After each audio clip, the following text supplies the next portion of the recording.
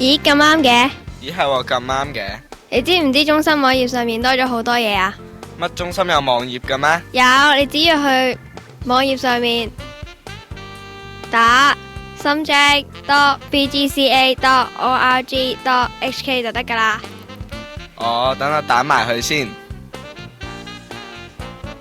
咁開咗啦。咦，咁呢個中心有咩？呢個中心網頁有咩作用嘅呢？你只要去首頁嘅最新消息，就可以睇到最近期嗰本書嘅內容。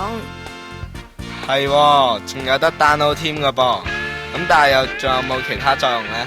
你只要去活動資訊嗰度，就可以知道按照自己嘅喜好去揀你自己中意嘅活動。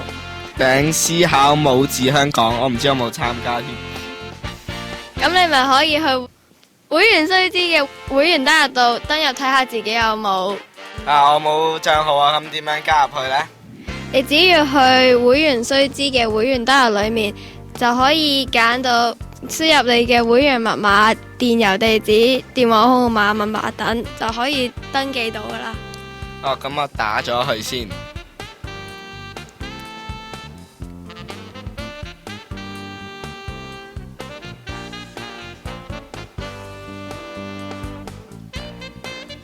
咁登記啦。跟住可以去翻會員登入裏面輸入翻。咁我輸入咗佢先，打錯咗。